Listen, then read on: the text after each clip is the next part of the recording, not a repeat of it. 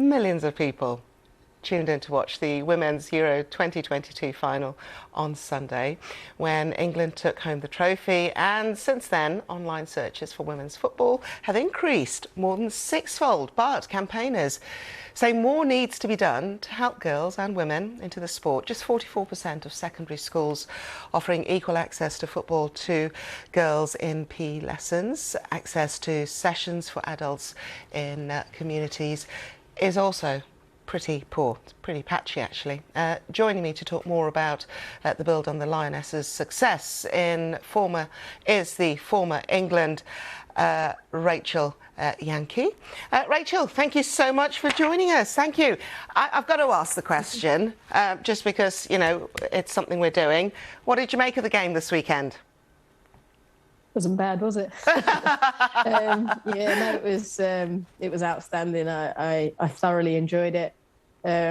Watching, you know, a high quality game of football, but just embracing the crowd, the atmosphere, everybody that was at Wembley. It didn't feel like a football match. It felt like a celebration. And the fact that there was, you know, fans walking together, whether they were wearing England shirts, Germany shirts, I saw a couple of Spain and Sweden shirts. So, it was just a really positive and happy vibe, and luckily for us, it finished the right way.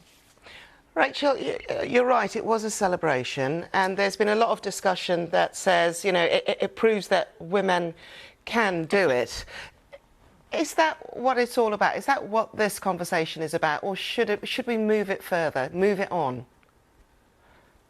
I think, you know, for me, every England team that I've played for, we've always known that we have a big responsibility to go out there and not only win games of football, but to showcase the game and to really inspire the next generation coming through. And these, you know, that set of girls, they knew that as well. The visibility of the game was unbelievable. Was it just under 90,000 at Wembley? So many watching on TV. I think the fact that the game was free to air on BBC, whether it was BBC One or BBC Two, England games, but every game of the tournament makes it a lot easier for people to, form their opinion and engage with the games and the tournament. And now we have to make sure that there's a legacy, and now we have to make sure that we don't stop. We want to push, grassroots. We want to inspire and give opportunity to young children, but not just young children. We want to give it to adults. I know that, I've spoken to loads and loads of people, even when I was playing, who wanted to play football, that were a generation before mine, but were just never given the opportunity, never given the chance, were told that you're not allowed to play it. So, there's funding out there. It makes me really happy to see that we're not just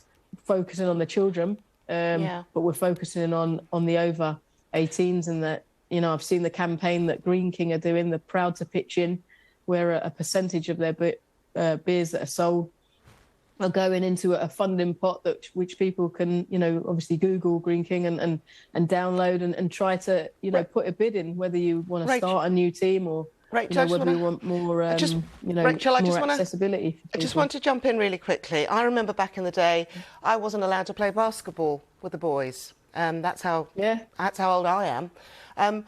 Ian Wright spoke very eloquently about what needed to happen next, and I'm sure you caught that commentary. You mentioned grassroots funding. We hear that a lot. What realistically does that look like? What should the check look like? What should it look like in those community playing fields? What does grassroots funding mean? It's obviously giving opportunity to people that, haven't received it before. The amounts of money, I couldn't tell you. That's not my place. I'm a former footballer. I just want to see people given the opportunity. I know that the FA have, they're backing the new talent pathways to try and get more clubs to look in different areas of where they pick their talent from. Those things definitely need to happen. But we need to make sure that everybody can see. They now have visible role models. The girls that that played on Sunday. Hopefully the big businesses that have been involved, really highlight them and support them and make them household names, so that it gives children the power to have, leaders and role models and inspirations when they go into school and someone says, you can't play football. Well, actually I can be, a Chloe Kelly or a Millie Bright or whoever it may be.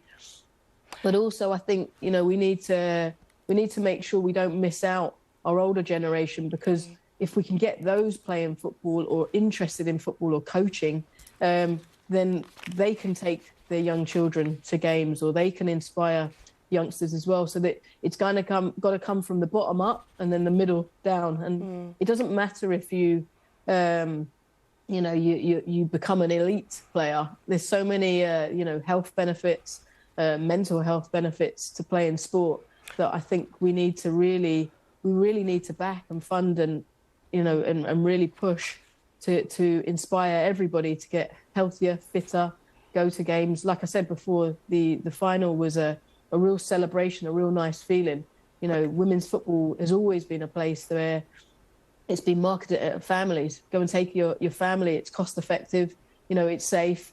Go and enjoy a day out with your family. Okay. Watching a women's game at whatever level is local to you. So Rachel, you've gone through this, this process of being picked, being seen, and being brought in, and being trained, and being nurtured. When you say that people need to know the areas of where to look to pick up the talent, and then you say you've got to see it to believe it, and to think you can be it. This is a phrase we hear a lot of organisations saying, but whether they actually implement it is another matter. But in terms of sport, where should people be looking for that talent? I think, I look back at when I started playing. The England team was had a lot of southern-based players that came from inner city London. I look at this England team now, there's only two, and one of them was the match winner, and Chloe Kelly. So I think we need to make sure that, our talent scouts, not only I know the training grounds are usually, well, for Arsenal it's in St Albans, for Chelsea it's in Cobham. I know I'm just speaking about the London clubs, but we need to make sure that our talent scouts are looking in the same places as the male talent scouts. Absolutely. Are looking, inner states, local areas where children are playing in cages and children are raw talent of football, and we need to make sure that we have relatable coaches that can teach them, inspire them to go on, take trials, and who knows where a young kid might get to. Rachel Yankey, it's been an absolute pleasure chatting. We've run out of time, unfortunately.